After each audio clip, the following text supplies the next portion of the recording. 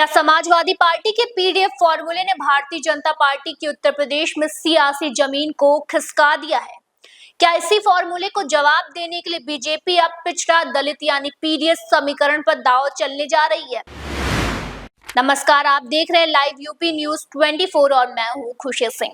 आज हम बात करेंगे यूपी बीजेपी के नए अध्यक्ष को लेकर चल रही चर्चाओं की और यह कैसे 2024 के लोकसभा चुनाव में बीजेपी के नुकसान से जुड़ा हुआ है। दरअसल उत्तर प्रदेश में बीजेपी की सीटें 61 से घटकर 33 हो गई थी और इसका सबसे बड़ा कारण बना था सपा का पीडीएफ फॉर्मूला यानी कि पिछड़ा, दलित और अल्पसंख्यक गठजोड़। अखिलेश यादव ने इन वर्गों को जोड़कर एक ऐसा सामाजिक समीकरण तैयार किया जो बीजेपी के पारंपरिक वोट बैंक में सेध लगाता दिखा। और अब सवाल ये है कि क्या बीजेपी इसका जवाब देने के लिए पीडीए यानी पिछड़ा दलित समीकरण को मजबूत करने जा रही है? और क्या उत्तर प्रदेश में भाजपा अध्यक्ष की नई नियुक्ति उसी रणनीति का हिस्सा हो सकती है? और वही सूत्रों के मुताबिक भूपेंद्र चौधरी का कार्यकाल समाप्त हो चुका है और पार्टी जल्द ही नए अध्यक्ष नियुक्त करने की तैयारी में है। लेकिन ये नियुक्ति केवल एक औपचारिक प्रक्रिया नहीं बल्कि 2025 के पंचायत चुनाव, 2027 के विधानसभा चुनाव की रणनीति का हिस्सा मानी जा रही है। बीजेपी के भीतर इस समय कई ओबीसी और दलित नेताओं के नाम चर्चे में हैं, जिसमें से बीएल वर्मा, स्वतंत्र देव, धर्मपाल सिंह, बाबूराम निषाद, अशोक कटियार और वही एससी वर्ग से हैं रामशंकर और विद्यासागर सोनकर। और आपको बता दें, यह केवल एक सहयोग नहीं है। 2017 से पहले केशव प्रसाद मौर्य और 2022 से पहले स्वतंत्र देव सिंह जैसे ओबीसी चेहरे को अध्यक्ष बनाकर बीजेपी ने चुनावी मैदान में उतारने की रणनीति अपनाई थी।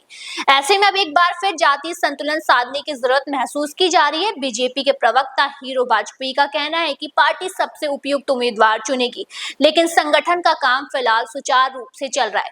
दूसरी तरफ समाजवादी पार्टी इस पूरे घटनाक्रम को बीजेपी की हताश और हार की स्वीकृति बता रही है। सपा नेताओं का मानना है कि बीजेपी अब उसी जातिगत कार्ड को खेलने पर मजबूर हो गई जिसे वो पहले द्विष्टीकरण की राजनीति कहकर नकारती थी।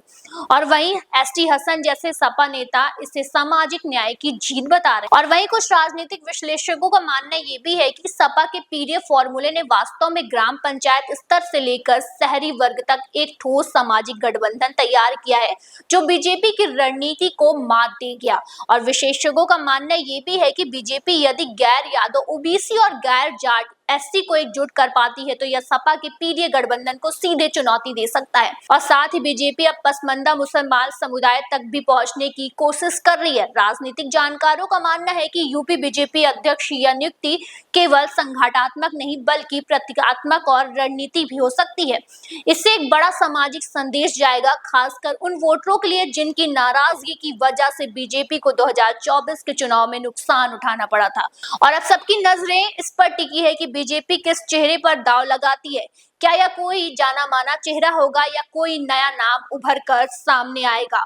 और सबसे अहम बात यह है कि क्या यह चेहरा समाजवादी पार्टी के पीडीए समीकरण को तोड़ने की ताकत रखेगा? तो क्या यह नया चेहरा 2025 और 2027 का रास्ता तय करेगा? यह तो समय ही बताएगा। तब तक के लिए आप देखते रहिए लाइव यूपी न्यूज 24। धन्यवाद।